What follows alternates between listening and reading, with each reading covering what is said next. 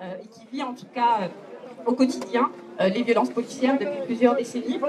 Donc ça part d'une date. Enfin, s'il y avait deux balises en tout cas à poser, on pourrait dire que 1961 est la première balise. 1961, octobre, manifestation pacifiste qui est réprimée de manière très violente. Il y aura des morts, il y aura des Algériens, de nombreux Algériens sans nom et sans visage qui seront jetés à la Seine. 1961-2019. D'autres événements hérissent le chemin de l'effondrement de l'état de droit et de l'effritement de liberté, censés être protégés par la loi et la Constitution.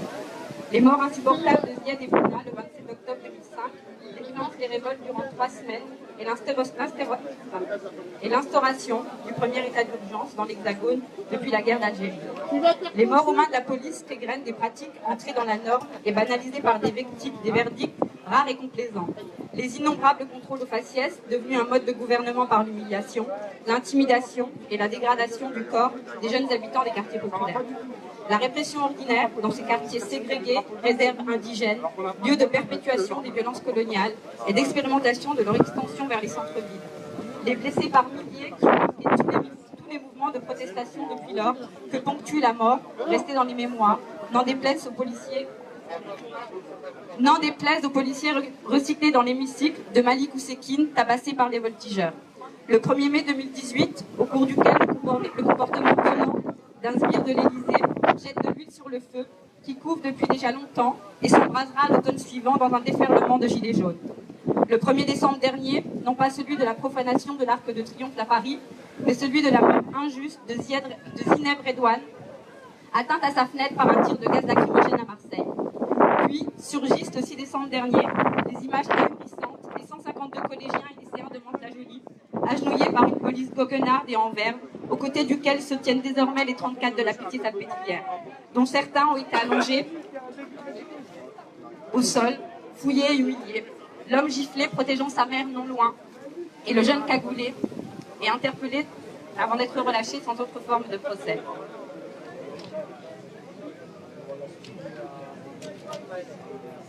Mais cette journée prouve que c'est en entretenant une solidarité qui n'a pas toujours été au rendez-vous que ces fragments de peuple jusqu'alors divisés pourront trouver les arguments de condamnation de pratiques policières qu'ils entendent faire abolir. C'est à cette condition que pourra s'instaurer un espace public digne des formes de protestation et de revendication qu'exigent et inventent tous les jours les zones à défendre contre le capitalisme et de les étroits passages à des frontières inhumaines et les corps à sauver de la violence policière. Il s'agit d'un espace politique respirable, certes ouvert au droit de manifester et d'exprimer ses opinions, mais surtout propice au droit d'exister sans risque pour sa vie, pour son intégrité physique et respectueux du droit de circuler librement partout. C'est en forgeant les termes de lutte subalternative qu'ils auront raison d'une fuite en avant de la police semblant conduire au déraillement d'institutions qui n'ont même plus le bénéfice du doute. En attendant, fuir la police d'un État qui bafoue les règles du monopole légitime de la violence devient un droit fondamental pour qui ne veut pas être brutalisé, blessé ou mourir entre ses mains. Et assurer refuge contre ces exactions devient un devoir. Ce constat est en passe d'entrer dans tout manuel de survie et dans toute conscience en éveil pour qui ne veut pas subir le même sort lorsqu'il manifeste, proteste ou plus prosaïquement se trouve en vie. Désormais admise parce que frappée au coin du bon sens, cette prise de conscience vient à bout de l'illusion qui peut encore subsister sur la nature de l'État policier français et ses fondements répressifs, dignes d'un État colonial et totalitaire. Reste à faire la preuve qu'il est possible de changer cet état de fait. C'est ce qu'ébauchent de nombreux collectifs en voie de coalition qui affirment leurs droits et leur résistance face à cette féroce oppression policière soutenue et autorisée par un gouvernement digne héritier d'un passé colonial qui ne passe pas, à Paris, à Mantes, à Clichy-sous-Bois et partout ailleurs. Bravo.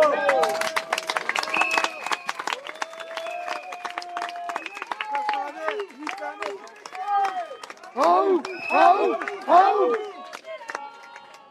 Même l'honneur des travailleurs et pour un monde meilleur, même si Macron ne veut pas, nous on est là, on est là, on est là, même si Macron ne veut pas, nous on est là, pour l'honneur des travailleurs et pour un monde meilleur, même si Macron ne veut pas, nous on est là, on est là, on est là, même si Macron ne veut pas, nous on est là, pour l'honneur travailleurs et pour un monde meilleur. Même si Macron ne veut pas, nous on est là. On est là. On est là. Gilets jaunes, tous les autres mobilisés. Aou, aou, aou. Tous ensemble, ouais. Ouais. Tous ensemble, ouais. Ouais. Aou, aou, aou, aou, ouais. Tous ensemble, ouais. Ouais.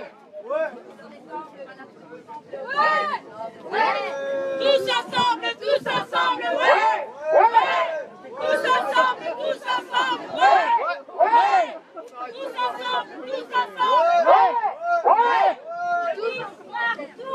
Justice nulle part, police partout.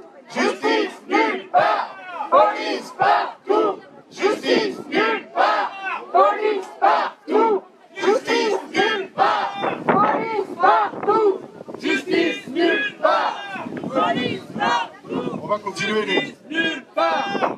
interventions si Freddy ne casse pas l'oreille gauche.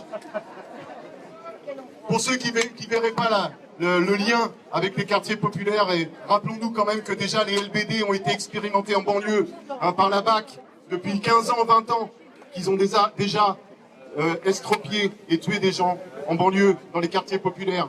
Également que les services publics, ils ne sont pas supprimés en premier dans les quartiers riches, bien sûr. Ils sont supprimés en premier dans les quartiers populaires.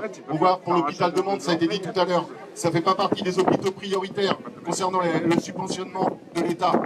Donc, évidemment que le lien entre le monde syndical, les gilets jaunes, les quartiers populaires, il existe, il est là. Et c'est comme ça qu'on gagnera. Je vais passer la parole à Frédéric. Solidaire 78, sous les 78, la CGT, la FSU, vous êtes attendus pour une prise de parole, puisque ce qui touche les élèves, ça touche aussi les profs, je l'ai dit. Hier soir, les profs du 93 ont fait une soirée concernant la répression syndicale dans le lycée République du 93. Évidemment, le 93, c'est pas non plus les quartiers riches, hein, je vous le rappelle. Le thème important aujourd'hui, c'est la convergence des luttes. Malgré le tournant ultra-autoritaire que prend la politique de répression du gouvernement vis-à-vis des mouvements sociaux depuis décembre 2018, les dernières dérives en date ont été dénoncées, puisque là, le mouvement syndical s'est rendu compte que les gilets jaunes ont subi également la même chose à la répression dans la rue. Le 1er mai, les cortèges syndicaux se sont fait charger alors qu'ils n'avaient rien fait à Montparnasse. Et ça, je vais vous le rappeler, ça veut dire que nous aussi, les syndicalistes, les syndicats se mobilisent depuis des années contre les lois de travail. Et ça aussi, c'est une violence sociale que vous allez tous subir à l'avenir, parce que les lois de travail commencent à se mettre en place dans les entreprises. Il faudra se mobiliser pour lutter contre les lois de travail. J'aimerais revenir sur les 152 de Mantes-la-Jolie. Là, c'est quand même purement scandaleux. Les premières auditions par l'IGPN, les 152 de Mantes-la-Jolie, commencent 6 mois après les faits. On commence l'enquête 6 mois après les faits. Les parents de ces jeunes se sont organisés en association pour défendre les droits, mais aussi la dignité de leurs enfants. Le combat sera sans doute long pour aboutir à la justice, mais leurs avocats, et là je tire mon chapeau, les avocats, ont d'ores et déjà réussi à ce que le dossier soit dépaysé et suivi par le parquet de Nanterre, parce qu'il devait être suivi à Versailles. Et là, pour le coup, ce n'est pas possible non plus. Un juge est parti dans la même région. L'enquête préliminaire par le procureur de la République a débuté depuis peu. Lundi 13 mai 2019 commencent les premières auditions des jeunes par l'IGPN à Paris. Le 16 mai, l'IGPN rend ses conclusions 3 jours après. 3 jours d'enquête, 3 jours d'audition, et ils rendent leurs conclusions. La police enquête sur la police, et le contestant rien sépare en affirmant qu'il n'y a pas de comportement, enfin, entre guillemets, c'est ce qu'ils disent. Il n'y aurait pas eu de comportement déviant de la part des policiers. Et pourtant, les images, vous les avez tous vues, ces images. Ils ont fait le tour du monde. Vous avez un Pandore qui était sans doute fier de ce qu'il faisait, qui était sans doute fier d'avoir mis à genoux des jeunes. Et là, pour le coup, c'est important, parce qu'ici, il y a des jeunes, il y a des adultes. Et là, je pense, quand il y a un mouvement social, avec les jeunes dans la rue, les lycéens, Il faut absolument qu'il y ait une solidarité, une présence des adultes, un soutien à long terme avec les jeunes qui se mobilisent pour leur avenir. J'avais envie de dire 2 pages, mais je vais m'arrêter là-dessus, parce qu'il y a trop de vent. Moi, ce que je voulais vous dire, il faut que la mobilisation elle continue. L'exemple qu'ont donné les Gilets jaunes, l'exemple, c'est de durer, c'est d'être présent, c'est d'avoir une endurance en termes de mobilisation contre une répression, comme on vous disait tout à l'heure, en débutant la manifestation, une répression qui est intolérable vis-à-vis des jeunes, vis-à-vis des Gilets jaunes, et vis-à-vis des syndicalistes, et vis-à-vis de l'ensemble des mouvements sociaux qui existent aujourd'hui. Demain d'ailleurs, je vous rappellerai qu'il y a une manifestation face au crowd de plaisir, notamment pour les migrants. Là aussi, il y a une répression et une justice à 2 vitesses quand on parle de migrants, parce qu'on met en prison des gens qui n'ont rien fait, alors qu'en France, quand on met des gens en prison, a priori, il y aurait sans doute quelque chose qui serait passé. Et ça, c'est une justice à 2 vitesses qui est tout à fait inacceptable. Et là, pour le coup, je vous dirais, l'exemple des Gilets jaunes est un exemple à suivre en termes d'endurance et en termes de mobilisation à long terme. Et nous n'arrêterons pas là non plus. Mobilisation et surtout convergence d'élus, syndicats, Gilets jaunes et associations pour la défense des droits des salariés, notamment du syndicalisme.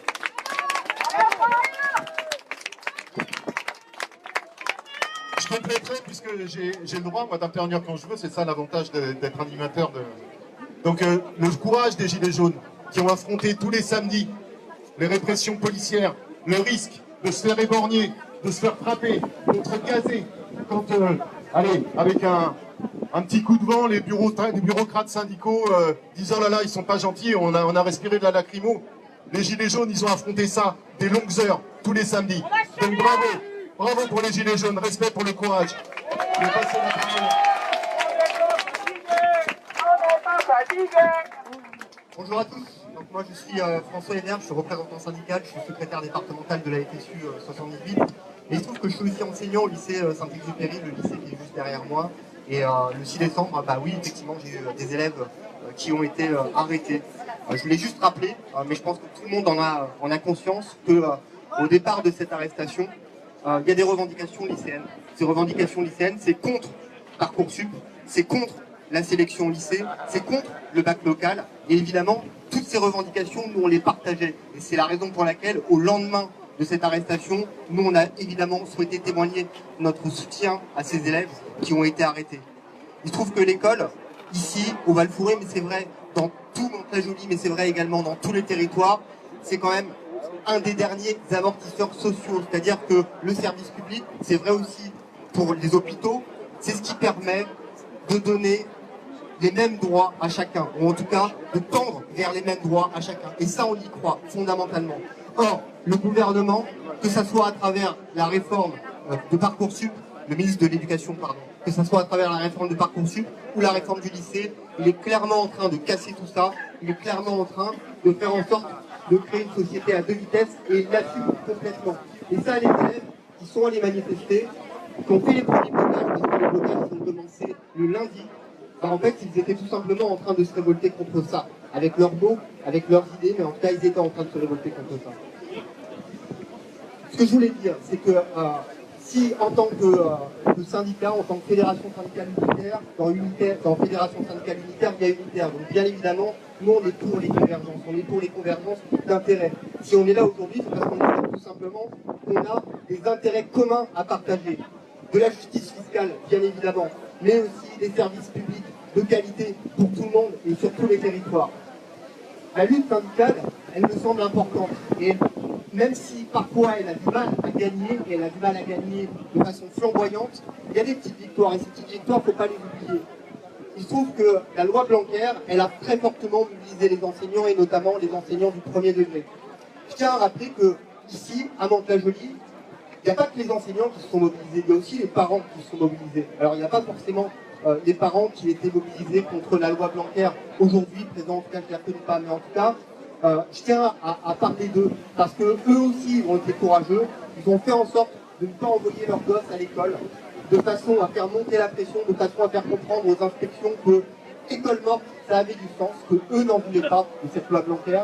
Et manifestement, le ministre il a été obligé de l'entendre, puisque l'école du socle qui était censée réunir premier degré et second degré, qui était censée réunir tout ce beau monde sous une seule et même direction pour faire des réductions, pour faire des économies d'échelle, le ministre il a été obligé de reculer là-dessus.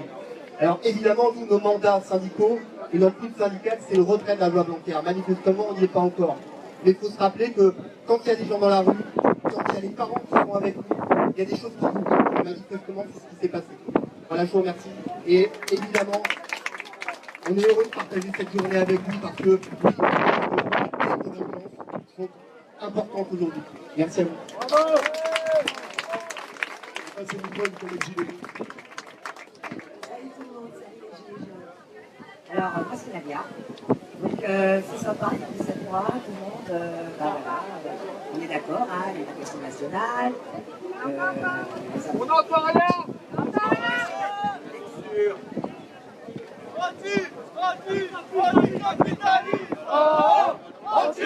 Anti-capitalisme.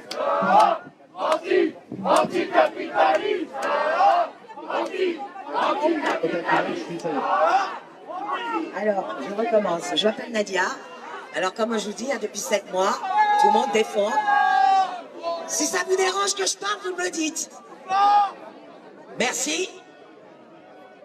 Donc, comme je vous dis, chacun, il met de sa petite sauce. Les profs, effectivement, l'éducation nationale, l'exemple.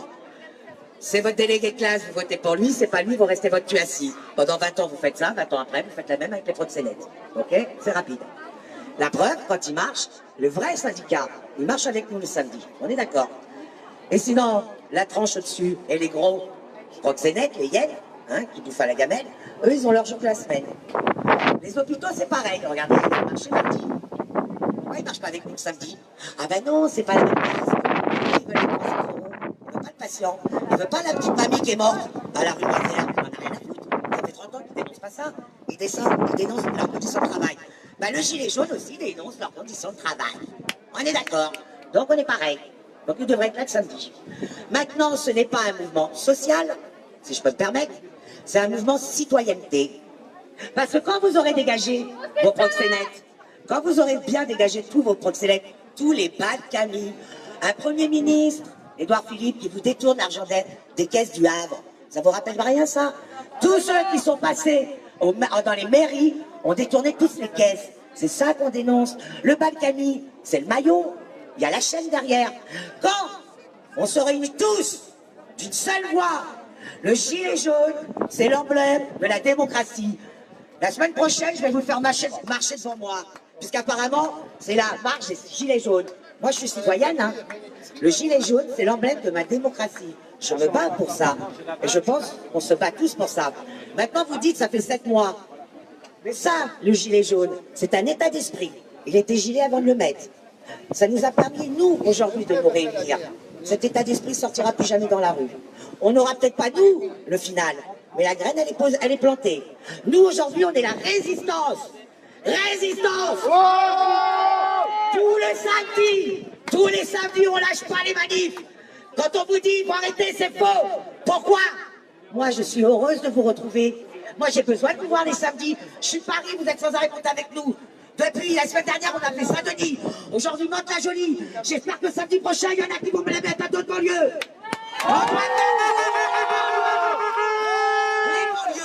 Les banlieues, ce n'est pas que les cités. D'accord? Et même s'il y a de la merde dans les cités, ça vaut la peine de perdre la vie. La peine de mort, on l'a abrégée. Pourquoi les banlieues nous la mettent perso, privé, milice privée? Ça va dégager. Maintenant, il faut être réaliste. Ça aussi, les banlieues, si vous voulez vraiment fédérer, vous n'êtes pas tout blanc, hein.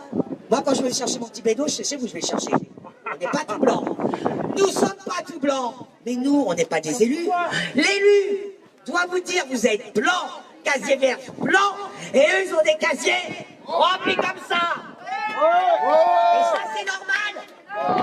30 ans que moi, je les vois faire. La seule chose que j'avais pas compris, et là, je dis pardon aux cités. Pardon, et ça, c'est aux cités, pas aux banlieues. Banlieue, c'est pavillon. Banlieue ne marche pas quand il y a les marches pour les morts. C'est les cités qui marchent. À eux, je dis pardon.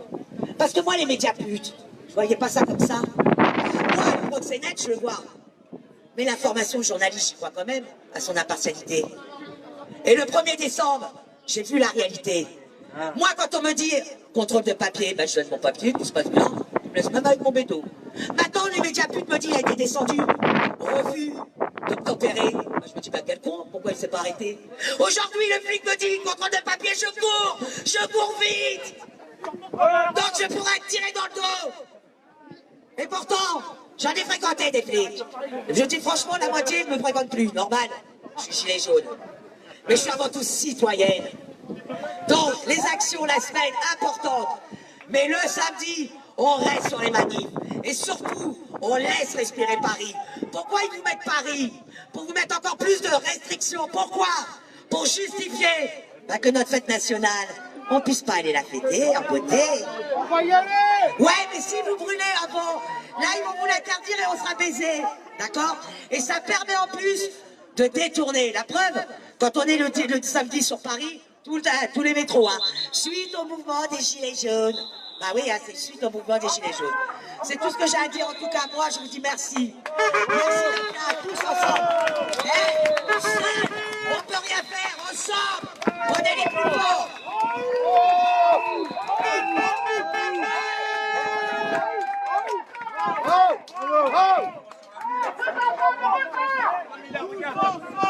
On est plus fort, tous ensemble. On est plus fort, tous ensemble. On est plus fort, tous ensemble. On est au courant. On voit sur l'avenue voir ceux qui ne sont pas convaincus, les gars. Ouais. Allez, go!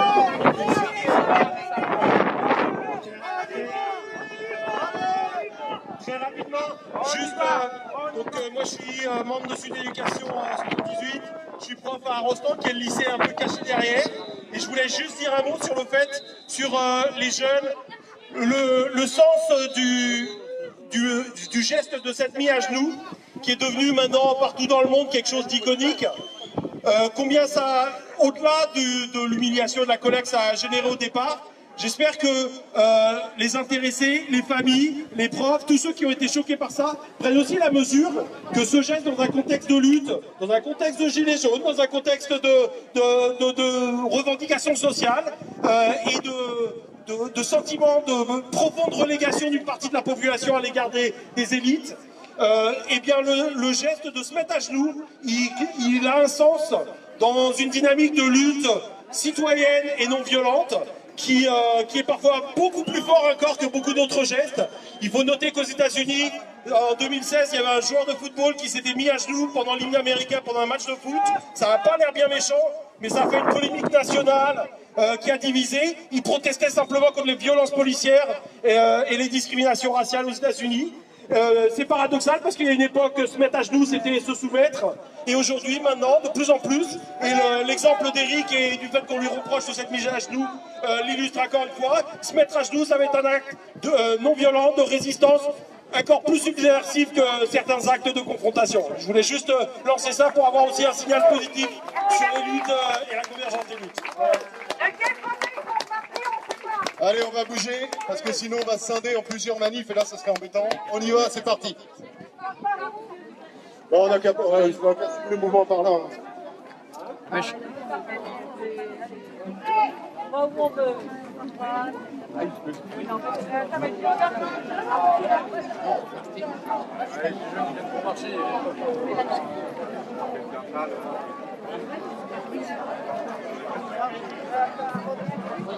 Jean-Marc, c'est comme ça, allez, ça marche.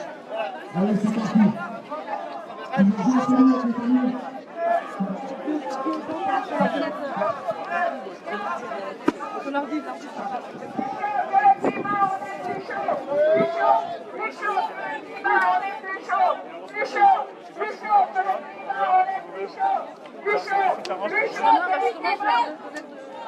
Le début, t'as vu le début? Bah, le festival des Vieilles Écluses. On va y aller. C'est sublime, c'est magique. C'est dans un monde bisounours. C'est alternatif, tu vois. C'est incroyable ce fois-ci. Bah, dis-moi.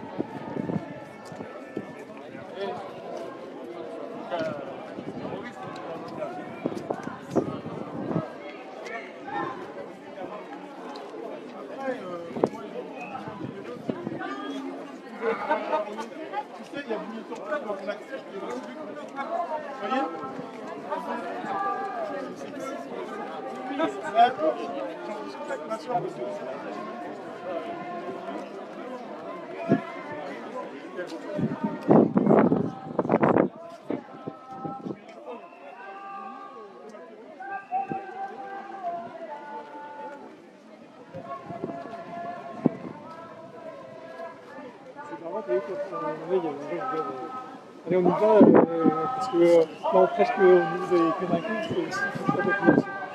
Là, c'est tout le débat entre le mouvement syndical classique et puis les habitants populaires. C'est comment ça peut se croiser, quoi. Je pense que les Gilets jaunes sont dans l'articulation, c'est ça qui peut être intéressant, mais ça demande de faire un pas de chaque côté, quoi. Un mouvement important, trop tard. Ouais. Ouais, ça peut servir dans un temps plus long. Bah, je pense que ça réussit aujourd'hui. Sur les médias, oui. Ouais. Tu sais, je me dis la même chose en 2016 après la loi travail. Je me dis bon, on a raté un coche, etc. C'était avec aussi le mouvement du debout qui voulait faire l'articulation sur les banlieues. Puis finalement, il en est resté quelque chose, quoi, bon, qui est structurant et qui réapparaît finalement aujourd'hui. Et je pense qu'il y a un travail, il y a une forme de travail social qui se fait au sens fort du terme, quoi, simplement professionnel. Et les mouvements sociaux en sont l'émergence, en sont l'écume. Mais c'est pas parce qu'effectivement ils n'apparaissent plus en grande visibilité que voilà. Et je pense que les mouvements Gilets jaunes sera encore plus structurant que les luttes de 2016, quoi. Il sera beaucoup plus profond. Même si là, évidemment, avec l'été, etc., bon, bah, ça va un peu s'étioler, quoi.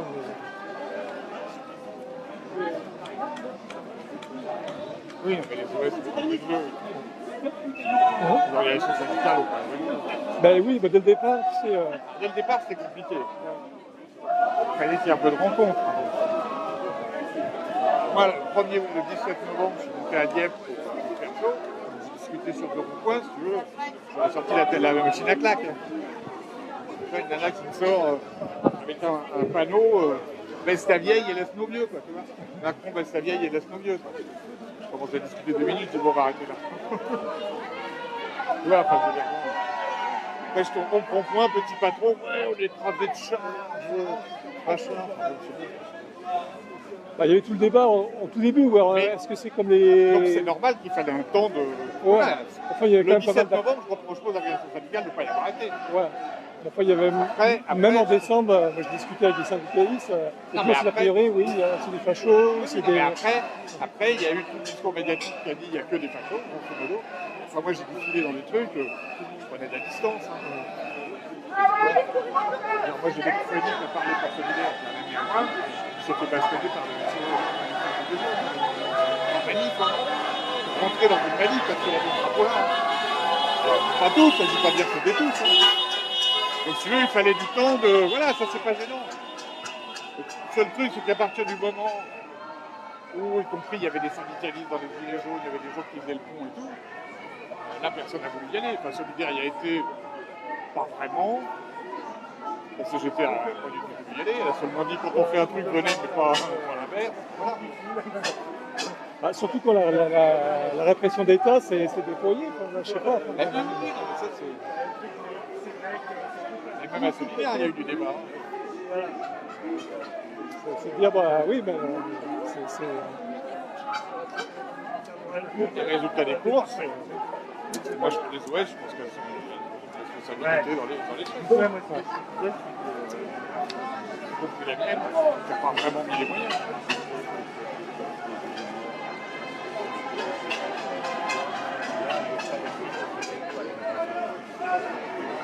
Et après, c'est...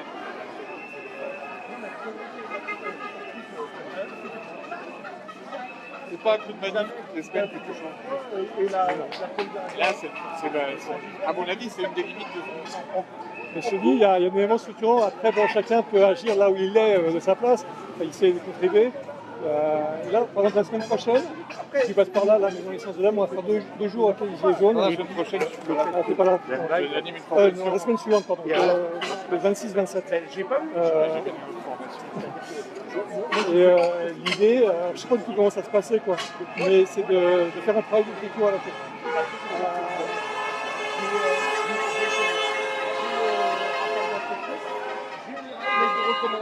Et ça, c'est vachement important parce que, bon, au-delà de la trace, ça, c'est la réappropriation de la production du savoir, quoi. Alors, on revient à l'éducation populaire à ses origines. C'est le peuple qui s'approprie les outils de production de savoir pour s'émanciper, etc. On va voir ce que ça donne. Ils veulent faire un bouquin pour l'anniversaire du 17 novembre à la rentrée, quoi. Ils sortent de ces ateliers d'écriture, un bouquin, etc. Bon, tu me diras, ce n'est qu'un outil, hein, ce n'est qu'un support, quoi. Mais voilà, bon, ça peut contribuer à structurer en profondeur le mouvement, quoi. Je pense que ça peut être... Après, il faut voir aussi sur les territoires. Moi, j'ai une vision très bien des régions parisiennes. Voilà. Qui est absolument pas significative. Parce que tu vois, par exemple, dans le Limousin, c'est très divisé. Tu as les gilets jaunes de gauche, tu as les gilets jaunes de droite. Mais sur le plateau, il y a vraiment une fusion entre les formes de lutte sur le plateau et les gilets jaunes. Il y a vraiment quelque chose d'intéressant. Oui, mais tu as une histoire sur le plateau. Oui, oui. Alors que je suis passé cet été à Tarnac, ouais. On a un peu diablé, mais bon. Ah bah ça, c'est encore autre chose, oui, voilà, l'épicerie... Anti-capitaliste, anti-capitaliste, gavé parce que... anti-capitaliste. Enfin, ça fait partie de tout ce qu'il y a sur le plateau. Ouais, mais non, après, bon... Après, j'ai passé 2 jours, pas grand-chose. Bah, Nicolas les fréquente régulièrement, quoi, mais justement, lui, il est beaucoup plus dans l'expérimentation sociale. Alors, tu sais qu'ils ont même acheté un terrain sur la hauteur de Prime, et on fait la et en plus, ça prend un peu de temps, je ne sais pas comment ils vont démarrer, mais c'est bien naturel. Et ils veulent faire leur activité. Ouais, ils sont cotisés pour acheter leur propre terrain. Le monde déteste la police. Mais il y a aussi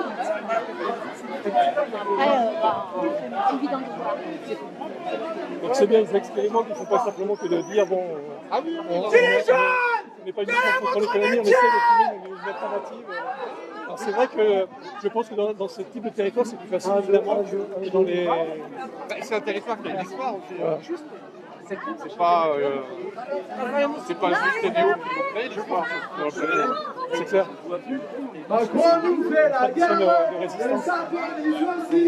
Mais on reste des guerres de communisme rural, avec la cantine,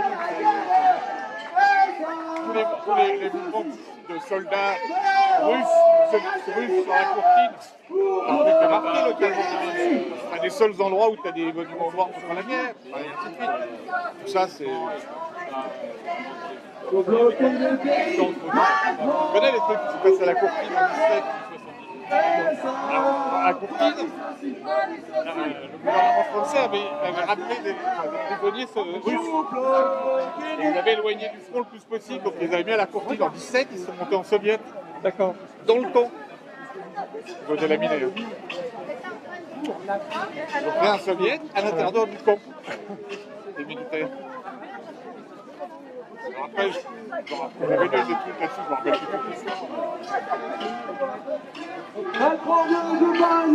Mais sinon, je pense qu'il peut y avoir des passerelles entre les vieux militants et les nouvelles générations, mais qui se transmettent justement par l'expérimentation. Et ça ne se passera pas sous forme classique, ça transmission. Comme les anciens agriculteurs et puis ceux qui ne veulent plus une agriculture productiviste, etc. Ouais, mais t'as quand même des ponts. La Combe, ça te fait des ponts, par exemple. T'as plein d'endroits où il y a des ponts. Le mouvement en Égypte, enfin, je vous donne la liste sur l'Égypte, c'est parce qu'il y a eu des grandes grèves, et ainsi de suite, dans la production égyptienne, qu'on arrive à Castaïr, c'est pas que les réseaux sociaux, c'est clair. Ainsi de suite. Enfin, c'est ce que tu dis sur le temps long. Mais là, même si Macron ne veut pas, nous on est là, pour l'honneur de travailler, pour un monde meilleur, même si Macron ne veut pas. Quand tu me dis que dans les bouteilles, il y a ceux de gauche et de droite, ça ne se comprend pas trop. On est là, même si Macron ne veut pas. Enfin, ici, en tout cas, je crois qu'ils sont très présents. Juste une question, parce que j'aime bien savoir, il y a tellement de produits qui le groupe solidaire a un rapport avec Tissier ou pas du tout? Avec Tissier, qui fait Tissier. C'est pas elle qui l'a créé. Absolument rien à voir, c'est l'union syndicale. L'union syndicale. L'union syndicale solidaire.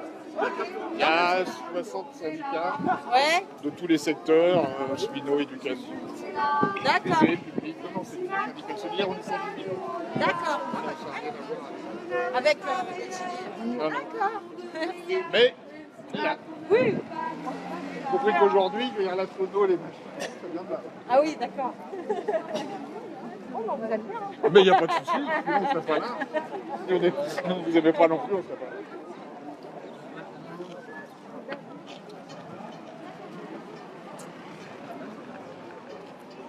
Et ben voilà, il y a une culture commune qui est en train de se construire par l'action. Ah bah, de toute façon, c'est sûr que l'action.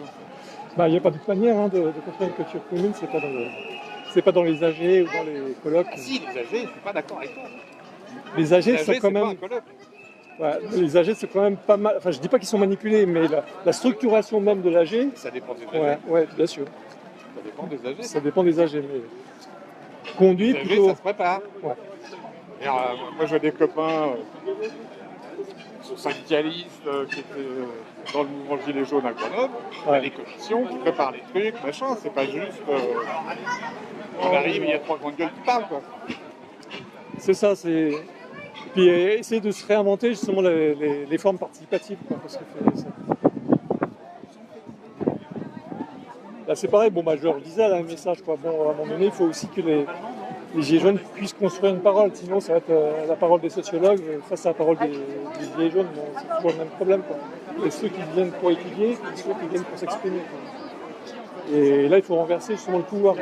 Ceux qui s'expriment sont producteurs de savoir. Une tournée de binous, une. Moi, je trouve qu'il faut le croisement des deux. Ouais. Il faut le croisement des deux. Moi, quand ma bagnole est en panne, je vais voir un mécano et ça ne me choque pas. C'est rare que je donne la parole à ma bagnole, je suis d'accord. Mais par contre, si je lui dis pas ce que j'ai, il est incapable de réparer ma bagnole. Ouais. Non mais tu vois, c'est ce que j'expliquais encore hier à Magette. C'est la question, si tu veux, de la parole du chercheur ou de celui qui taffe 24 heures sur 24 sur un sujet, et la parole du vécu. Il y a autant d'importance. Et c'est dans ce croisement-là aussi qu'il y a des choses qui se pertinent. Bien sûr, mais oui. Après, bon. Tu m'excuseras, mais tu es un spécialiste de la recherche-action. Oui. Voilà. Même si et c'est pas un gros mot pour moi.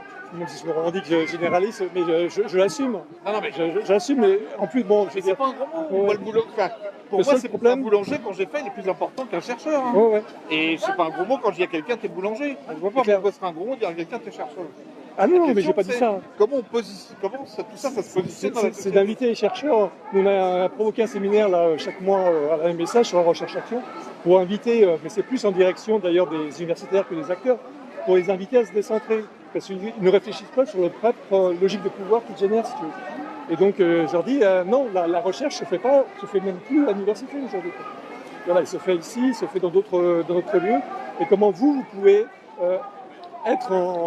vous mettre à la disposition de ça.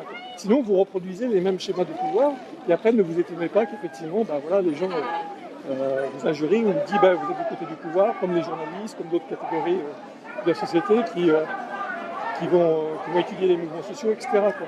Et là-dessus, ils sont, enfin, certaines branches sont d'accord. Bon, enfin, c'est comme, après, c'est comme l'éducation populaire, ça n'a pas changé les structures institutionnelles à l'université, là, dans j'y crois pas. Mais dedans, il y a la possibilité de créer des interfaces. Oui, c'est pour ça qu'on utilise un message pour ça.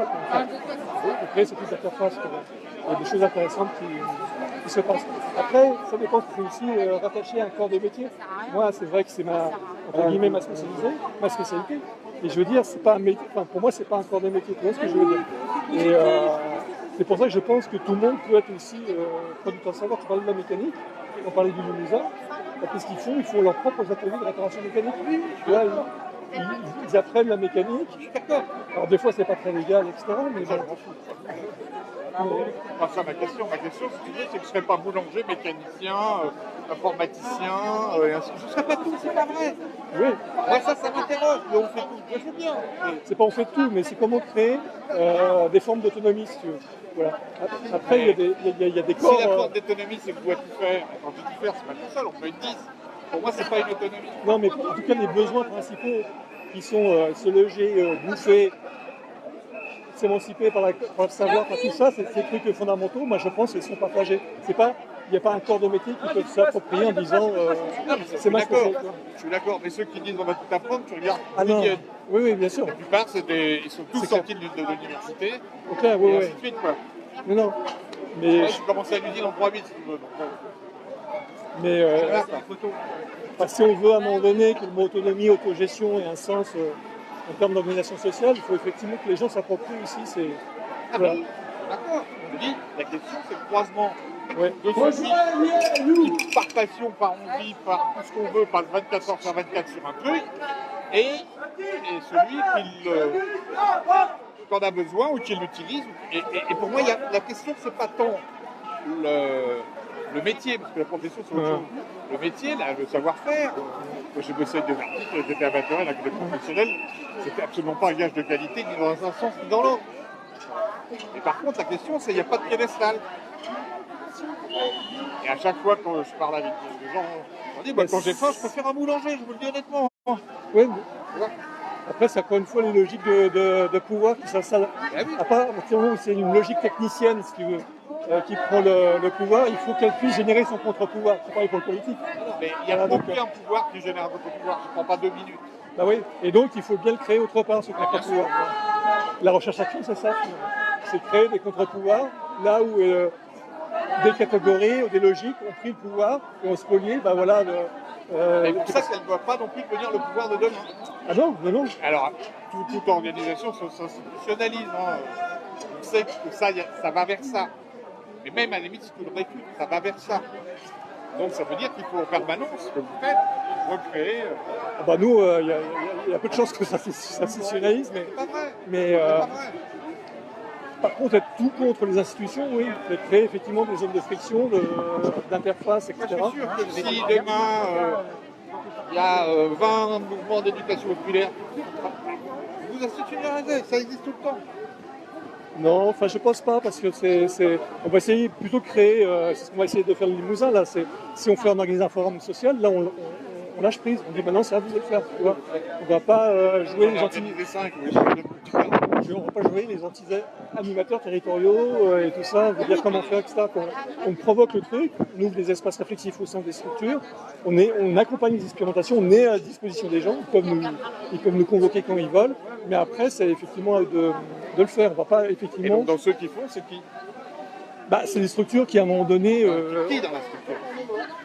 Alors ça fait quelle étude? D'où ils viennent? C'est quoi leur parcours? Ah, tu vois. Après, c'est évidemment très différent entre la structure qui n'a aucun salarié, la MJC, la souterraine qu'on a, je ne sais plus combien, plusieurs dizaines. Enfin, voilà, bon. S'ils sont affiliés à une fédération, voilà, bon, après, il y a des tas de paramètres qui font que... Oui, mais même à l'intérieur des collectifs. Ouais. Quand tu disais sur les âgés, je crois que tu as de la parole, il y a des logiques organisationnelles, des noyautages, il n'y a pas que ça. Il n'y a pas que ça. Même si nous, pourquoi Freddy parle souvent quand ça Parce qu'on n'a pas organisé le fait qu'il y a des autres qui parlent. Parce que lui il a l'expérience et que bah, les autres ils l'ont pas, donc ça veut dire qu'il faut travailler quoi. Ça s'apprend aussi, tout, voilà. C'est ce que vous faites quoi. Parce que on est une poignée de filles à être convaincus que l'interpo c'est important, et voilà, c'est tout. Par clair, ils en ont rien. Bah, il y a à la fois la formation et la capacité qu'ont les gens de construire leur propre parole, donc d'être légitimes pour prendre la parole. Mais il y a même la forme d'organisation qui est aussi, tu vois, par exemple, faire des commissions, bah, ça c'est une culture qui n'ont pas obligatoirement tous les gens, tu vois. Moi, quand je travaille avec les récupérateurs vendeurs de rue, ils vont pas faire des commissions, tu vois, pour faire un espace marchand. La mairie va dire, bah oui, mais il y a la commission technique, hygiène, voilà. À l'interpro, sur le département, il y a combien de personnes sur le département? Donc il faut trouver, j'ai pas non plus de recette miracle, hein, je te dis franchement, mais, moi non plus. Mais il faut trouver aussi des formes d'organisation sociale. C'est pour ça, par exemple, la logique des ronds-points, moi je trouve ça génial, quoi. Ils ont détourné un truc d'aménagement. La France, c'est le pays d'Europe qui a le plus de ronds-points. Un truc qui est descendu du haut, qui servait à rien. Ils ont fait une organisation sociale. Oui, mais le rond-point, c'est aussi un endroit où les gens se rencontrent. Bah oui, c'est ça. Et donc, c'est pas une AG. C'est pas une AG. Non, mais avant le rond-point. Ouais. Ah si, sur tous les ronds-points, tu as des AG. Beaucoup de ronds-points, il y a des AG. Tu peux appeler ça AG si tu veux, mais tu vois ce que je veux dire. C'est la forme sociale qui organise, qui permet la parole, la circulation de la parole. Après, tu as même des guerres entre les ronds-points, parce qu'il y a des ronds-points qui se fréquentent, qui ne se fréquentent pas, etc. Mais c'est ça qui est marrant, quoi. Et surtout aussi, l'idée que le rond-point, c'est aussi une manière d'intervenir sur la circulation. Aujourd'hui, le capitalisme, c'est la circulation, quoi. Donc ils reprennent prise quelque part sur l'existence. Alors peut-être ils l'ont pas intellectualisé comme je le fais, quoi, mais je trouve ça génial, quoi. Il y a des années, vous avez dit que la question, c'est plus la grève générale, parce qu'on ne l'aura pas demain, c'est le blocage général. C'est pas... Et ça, j'ai trouvé ça génial, et c'est pour ça que la répression est aussi forte d'ailleurs. Et donc ça vient, tu vois, de la forme sociale, ça vient pas, je sais pas, d'une pointe éclairée qui va organiser des débats en disant mobiliser, ça n'aurait jamais marché, quoi, s'ils avaient fait comme ça. Et puis l'idée aussi, recréer des centralités populaires, quoi. On a marre, chacun d'être individuel devant sa télé, machin truc. Là, ils se retrouvent, c'est des gens qui ne se parlaient plus, quoi, qui se retrouvent, quoi. Donc. Et bon, ce qui était la maison du peuple, la voie du travail, finalement, ils recréent ça, quoi. Donc ça aussi, c'est super. Donc là, après, il faut voir, c'est un peu le but de la recherche qu'on essaie de faire dans les moulins, comment aussi on peut incarner ces centralités populaires dans la ville. Voilà. Parce que tout le monde, on ne peut pas passer son temps à tenir des ronds-points. C'est pas obligatoirement d'ailleurs des lieux physiques, mais ça peut être aussi des lieux physiques. C'est comment à un moment donné, voilà, comment alors, dans certaines villes ils sont appropriés, tu as vu les maisons populaires, bon. Ça réserve. Mais bon, il y a quand même la répression tout de suite qui met son nez dedans, mais je pense que ça, voilà, c'est comment si c'est plus la forme de lutte par rapport au milieu industriel qui structure comme l'a été les banlieues rouges, où se trouvent aujourd'hui les lieux de structuration. C'est ça qui est en train de remettre finalement. Parce que l'exploitation est toujours là, mais effectivement la forme d'exploitation, elle a changé. Et d'ailleurs les politiques sont bien normales. Le PC a fait 2% européennes, enfin, voilà. Et même les insoumis, quoi, ils se perdent en conjoncture dans entre être de gauche et être populiste. Enfin, voilà, bon, ils n'arrivent pas à trouver non plus leur forme de centralité, justement, quoi. Alors, si le populaire, c'est le populiste, ils se gourent, quoi. Si le populaire, par contre, c'est effectivement la recréation de ces centralités-là et la capacité de s'inscrire dans un rapport social et de le modifier, là, ok. Mais il faut que là aussi qu'ils se mettent à des formes d'organisation qui soient non hiérarchiques, non leadership, non, voilà, à toutes leurs vieilles habitudes, quoi.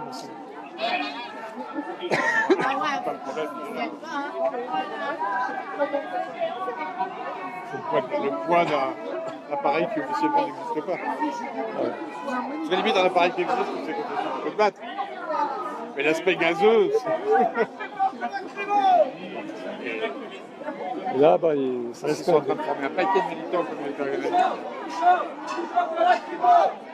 Je crois que là, chacun est en train de reprendre ses vies. J'ai l'impression que le front de gauche va repartir de son côté. Le parti de gauche. Le parti de gauche. Moi, je ne peux pas dire que ça me passionne ce qui se passe à la France insoumise.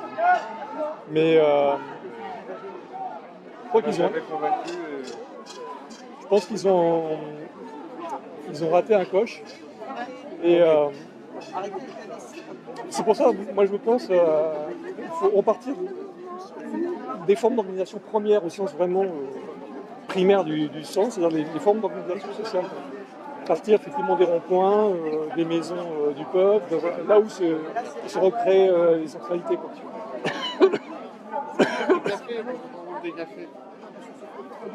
Bah, tu connais le bouquin de Jean Orcel qui date des années 60-70, la culture au café, où il disait on indiquait le café comme lieu populaire, culturel, etc. Enfin, lui qui était par ailleurs un grand bourgeois, mais aujourd'hui. Il a bien servi le système, ouais. Par ailleurs.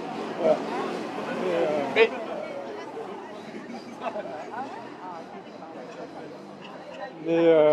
Mais non, mais voilà, c'est ça. Bon.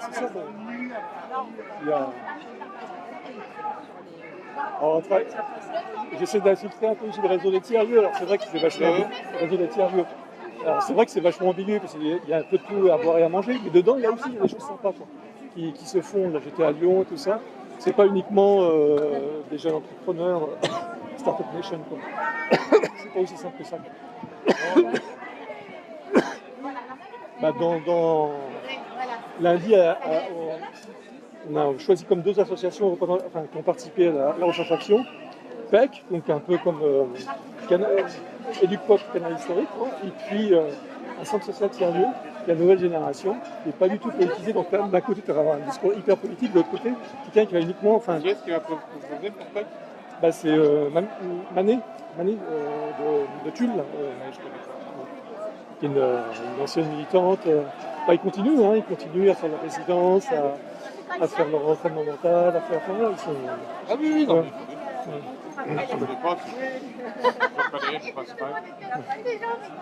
Après, au niveau parisien, il y a Catherine Beaumont qui nous a quand même pas mal soutenus. Enfin, c'est un peu grâce à elle d'ailleurs qu'on est rentré dans le truc, qui est venu nous chercher, parce que nous, franchement, on n'avait jamais eu l'idée de taper à la porte de donc voilà, bon, on met en débat justement ces deux cultures, qui sont aussi deux générations. Catherine, c'est une culture politique? Ah non, je ne parle pas de Catherine. Je parlais de PEC. Je rappelle de quelques débats avec elle. De PEC Limousin. L'éducation populaire n'est pas politique.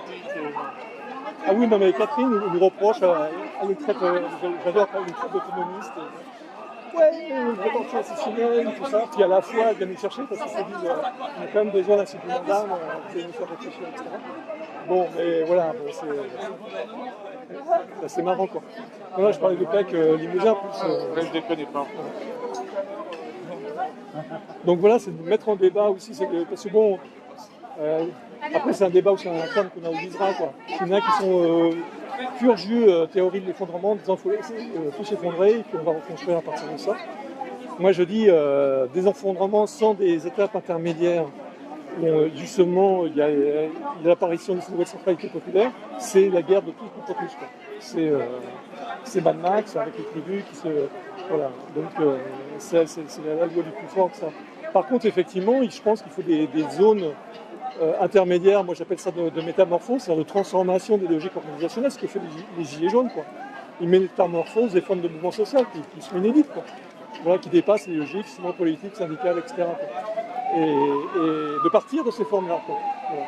Et de ne pas attendre que tout le système s'effondre ou qu'il y ait plus de violence, parce que ça profite toujours à ceux qui ont les armes, quoi. Voilà, ça profite rarement au peuple. Donc échafauder comme ça des scénarios, c'est un peu ça qu'on a proposé dans notre recherche action aux associations, de dire voilà, dans quel scénario vous avez envie de construire, etc. Et les centralités populaires, c'est une manière de croiser ces scénarios-là, de les mettre en discussion et de trouver des ressources pour y répondre. C'est un peu ça l'idée de notre expérimentation. Quoi. Voilà. Après, je ne dis pas que toutes les associations nous ont suivis, etc. On a 17 qui ont répondu, et puis bon, il y a une moitié quoi, qui nous ont un peu suivis. Logique, voilà. Et même quand peut-être pas suivi, parce que voilà, ils ne pouvaient pas l'entendre, machin, en truc. Ah bah après, on rencontre les mêmes logiques, sectorielles, machin truc, effectivement que les gens n'arrivent pas à trouver l'espace-temps pour mobiliser cet espace réflexif, etc. Quoi. Mais moi, je vais demander aux jeunes qui payent le temps que les gens passent. si on veut que les petites structures aillent il faut leur filer le fric. Les gens sont exempts déjà.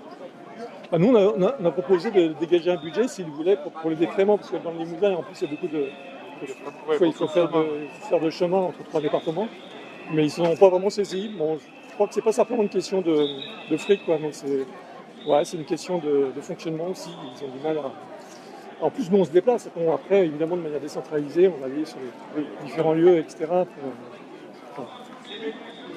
Bah là, on va voir si cette idée de forum social, ça prend, si on va pouvoir continuer. Enfin, voilà. Quelque chose... Le Congrès va nous signer une nouvelle convention, on verra bien. Mais par contre, cette idée-là, toi, je reparlerai d'ailleurs à la rencontre à la MSH la dernière semaine de juin, c'est des centralités populaires. Moi, je crois que c'est vraiment fondamental. C'est pour ça que c'est pour ça que moi, je m'intéresse aux banlieues. D'abord parce que j'ai signé, moi, je suis né dans le 3 et que j'y vis, donc Paris, ça n'a jamais été ma culture. Mais en plus, je crois profondément, que s'il y a convergence, elle doit se dérouler là, si on veut qu'il y ait une nouvelle centralité.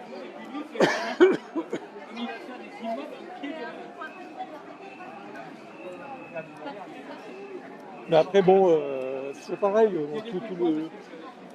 c'est difficile. Enfin, il y a eu tout le mouvement, évidemment des luttes pour les droits, issus de l'immigration, etc. des années 80, donc j'avais suivi aussi à l'époque, mais aussi une partie des associations se sont bouffées par la logique clientéliste, politique de la ville, etc. Puis l'autre partie s'est un peu renfermée dans des logiques plus identitaires, etc. Et le quartier, c'est pas suffisant comme territoire politique. Il faut sortir, il faut repositionner. Il faut décentrer, c'est-à-dire effectivement le quartier, oui, mais comme centralité populaire, comme lieu de circulation, comme le rond-point. Le quartier comme forme identitaire, ça n'a jamais été une forme politique. C'est uniquement défini par la négative, la relégation, la discrimination, la répression policière. C'est bien, il faut lutter contre ça, mais c'est pas suffisant, quoi. Tiens, il y a le collègue Stéphane Blanc, je ne sais pas si tu le connais, il fait partie du groupe à la message sur GIO. Il a 17 qui a avec son chapeau, avec une décoration là, sur la droite, sur la gauche. Et lui, son sport, c'est de se faire mettre en garde à vue. Il a déjà 17 gardes à vue.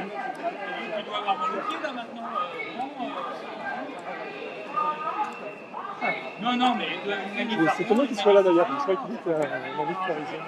Il est avec l'avocat à droite de lui, c'est un avocat qui suit.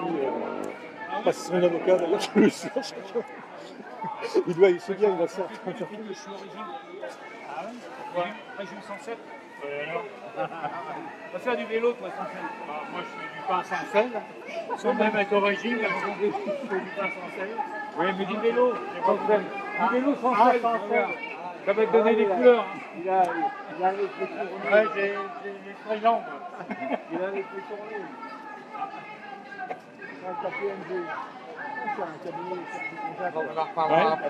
Ouais, moi je pense en tout cas il y a pas mal de choses. Il ne faut pas lâcher l'affaire et se retrouver. Exactement, oui, c'est vrai. Ouais, mais enfin, tu ne contribues pas à la. Ouais, puis c'est très bien depuis le temps qu'on échange autour de ça, pour pouvoir concrétiser un truc. Là, vous avez eu d'autres urgences, donc voilà. Ah oui, après, chacun a d'autres trucs à faire, quoi, mais... Là, pour le coup, nous, on attendait plutôt, quand même. Nous, on a... engagements qui ont été pris, on n'a pas eu. Après, Attends, nous, moi et Nicolas, on vous a relancé plusieurs fois. C'était il y a un an... On va pas être tout à fait d'accord, là, on va pas parler de ça. C'était l'été dernier. Après, il y a peut-être... Sa chaîne, il savait qu'un billet de 50 €, je vais te dire qu'il a répondu. Après, je ne suis pas initié dans votre fonctionnement interne, mais franchement, on a relancé. Je t'en ressors les courriels que j'ai envoyés demandant machin et tout, quand tu veux. Moi aussi, j'ai envoyé des courriels et on n'a pas eu de retour. Mais enfin, après, je me dis, de toute façon, c'est pas... On parlait de configuration tout à l'heure, après, il faut trouver la bonne configuration, c'est ça, quoi. C'est pas une simple question de date de rendez-vous, quoi. Mais c'est pas grave. Nous, on a toujours, Nicolas et moi, qui est disponible. Après, toujours les... Non, mais après, vous avez autre chose. Je ne reproche pas d'avoir d'autres choses. Non, mais... on avait même écrit un prêt... Oui, on en a parlé. Mais ça, il n'y a pas de suite. Mais attends, on a fait une réunion sur ce document, il va y avoir un deuxième. Eh bien oui, eh ben, je peux te retrouver les mêmes de relance. Pourquoi vous avez renvoyé des choses? On a fait une conversation, on a fait un document de travail, et après on devait se voir sur Paris. Et on ne s'est pas vu. On est juste là pour dire stop, parce qu'on en a assez de ne pas pouvoir vivre Je vais te le retrouver, de ne pas pouvoir vivre quand on est handicapé, ou quand on est retraité. 7 millions de on sera pas avec moi. avec 5 000 euros. Ah non, moi, c'est fini, moi. En aucun moment, il n'a parlé de 3 milliards d'évasions fiscales. Ça sera avec mes collègues. T'arrêtes au niveau de...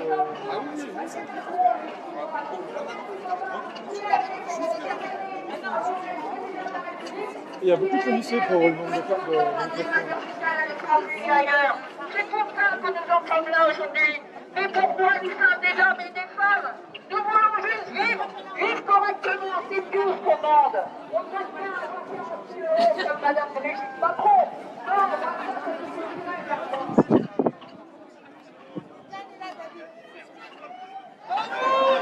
Allez, on l'a dit. La dernière fois qu'on a fait de manifester, on avait beaucoup ça, voire plus. Ah, j'avoue, parce que là, on a quand même pas de policiers de Ah oui, manifestants. oui. Ah non, le manifestant aussi. Les policiers, ils étaient tous comme là, mais ils étaient plus nombreux à chaque fois. Mais moi, j'en ai vu en venant qui sont en stock. Ouais, j'imagine. Mais toi, tu te rends compte, là, s'il y avait la CP, c'était le quartier des Valkyries, c'était mobilisé, là, ils vont attendre. Là, pour le coup, la mairie, elle sait ce que c'est que le clientélisme. C'est-à-dire, Bédier, elle trouve ça un peu simple. Ah bah oui, oui, calmer les quartiers, par... Oui, il achète. Ouais. Il achète. Ouais, on va se mettre ici si vous voulez bien. Et apparemment, le plan de dislocation est ici. Il n'y a pas d'heure,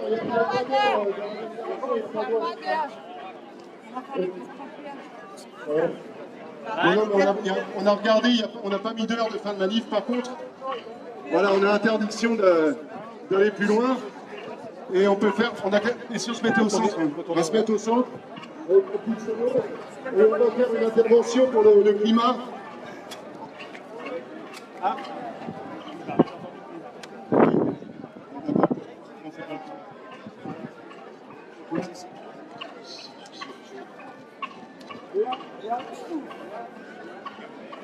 Alors on a une intervention d'attaque et après une pour le climat.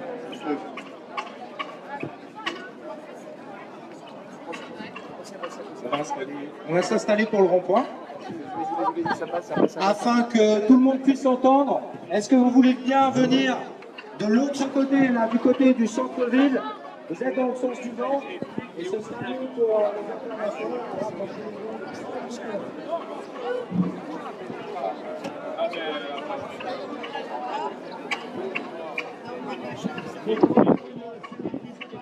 Ici, puisqu'on ne peut pas aller plus loin et que c'est le maximum qu'on peut aller, le point le plus...